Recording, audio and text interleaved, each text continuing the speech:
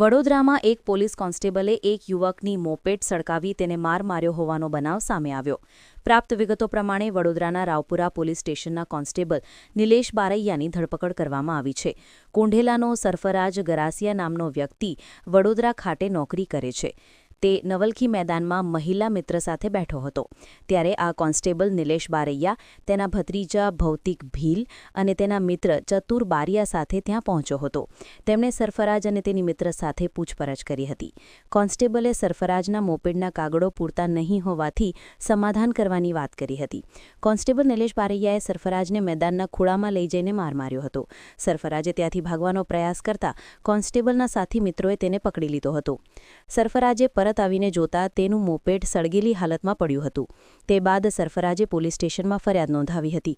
ફરિયાદના આધારે પોલીસે કોન્સ્ટેબલ સહિત 3 આરોપીઓની ધરપકડ કરીને વધુ કાર્યવાહી હાથ ધરી છે. ગઈકાલે એના જે શેઠ હિરેન્દ્ર જૈન છે એ હતા નહીં, એટલે ઓફિસ જલ્દી બંધ કરીને એના શેઠે જે એક્ટિવા એને અવરજવર કરવા માટે આપેલું હતું તે એક્ટિવા લઈને નવલખીનું જે ગ્રાઉન્ડ છે, ઓપન ગ્રાઉન્ડ છે, હેલિપેડનું ગ્રાઉન્ડ, ત્યાં જઈને એના મહિલા મિત્ર જોડે એ વાતો કરવા માટે બેઠેલ હતો. તે દરમિયાન લગભગ 8:45 વાગ્યે તેમાં ફરિયાદીના જણાવ્યા પ્રમાણે હોન્ડા શાઇનનું બાઇક લઈને 3 ઈસમો ત્યાં આવેલ હતા. એક જ સવાર ગાડી પર હતા અને એમાં જે ચલાવનાર હતો એણે એનું આઈ કાર્ડ બતાવેલ કે હું પોલીસમાં છું એમ કરીને આઈ કાર્ડ અંદર રાખી દીધું. તમે અહીંયા કેમ બેઠા છો? અને એમ કરીને એમની પાસે એણે ગાડીના કાગળ માંગેલા હતા, લાયસન્સ માંગેલા હતા, પણ જે ફરિયાદી છે એ ફરિયાદી પાસે આ બધા પેપર ના હોય. એણે કીધું કે હું તમારું સમાધાન કરાવી દઉં. એમ કરીને આ જે પોલીસવાળાની જે ઓળખાણ આપેલી એ ભાઈએ આ બંનેને જે એક્ટિવા હતું એ એક્ટિવા પોતે ચલાવી લે છે, પાછળ છોકરાને બેસાડે છે અને પાછળ છોકરીને બેસાડી અને જે આપણું નવલખી ગ્રાઉન્ડ છે ત્યાં એક ક્રિકેટ સ્ટેડિયમ આવેલું છે તે તરફ લઈ જાય છે.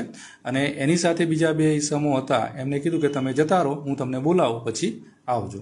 એમ કરીને આ ત્યાં લઈ ગયો અને ત્યાં લઈ જઈને આ છોકરાને આણે ગડદાપાટું મારવા માંડેલ. જેથી કરીને છોકરો અને છોકરી છે એક્ટિવા ત્યાં છોડી અને ગભરાઈને આપણી સોલર પેનલ છે ત્યાં આવી ગયેલ હતા. અને આ જે છોકરી છે ત્યાંથી રવાના થઈ ગયેલ હતી. આ છોકરાએ એના બીજા 2 મિત્રોને કોલ કરી અને અહીંયા આવો એમ કરીને ત્યાં ઊભો હતો. એ દરમિયાનમાં જે પોલીસવાળા જે ભાઈ હતા એણે એના જે પેલા 2 મિત્રો હતા એને કીધું કે પેલો છોકરો અહીંથી ભાગી ગયો છે, એને લઈને અહીંયા આવો. એટલે એ ત્યાં સોલાર પેનલ ગયા અને પાછા એને બાઇક પર લઈ અને જે એક્ટિવા અપાઈ દઈશું એમ કરીને ત્યાં લઈ ગયેલ અને ત્યાં પાછો આ 3 જણ થઈને એને મારવા માંડેલ હતા. જેથી કરીને એ છોકરો છે પાછો ત્યાંથી ભાગી ગયો અને સોલાર પેનલ પાસે આવેલો હતો. અને પછી એના જે મિત્રો આવી ગયા, એટલે મિત્રો આવી ગયા પછી ત્યાં ગયેલો હતો ત્યારે એક્ટિવા છે ત્યાં સળગાવી હાલતમાં મળી આવ્યું હતું. રાવપુરા પોલીસમાં BNS 324/4 115/2 296 અને 54 મુજબ જે કલમો છે એ નોંધીને આગળની કાર્યવાહી હાથ ધરેલ છે. સાહેબ, જે સળગાઈ છે ગાડી કોઈ સળગાઈ છે આરોપી? એમાં આરોપીઓ 3 આરોપી છે. એમાં એક પોલીસકર્મી છે નિલેશ વનરાજભાઈ બારૈયા જે રાવપુરામાં નોકરી કરે છે. એ સિવાયના ભાણીઓ છે ભૌતિક વલ્લભભાઈ ભીલ અને તેનો મિત્ર ચતુરભાઈ બાળુભાઈ બારૈયા. આ 3 છોકરાઓ સાથે હતા અને એમણે આ કાર્ય કરેલ હતું. સાહેબ, આવી રીતનું જે પુત્ર કર્યું છે પોલીસ કર્મચારીએ, કેટલું એઝ અ પોલીસ કર્મચારી આ ના શોભે એવું કાર્ય કરેલ છે કે પોતાનું જે ફરજ છે એ ફરજથી વિમુખ થઈને આણે કાર્ય કરેલ છે, જેને કરવું જોઈએ નહીં.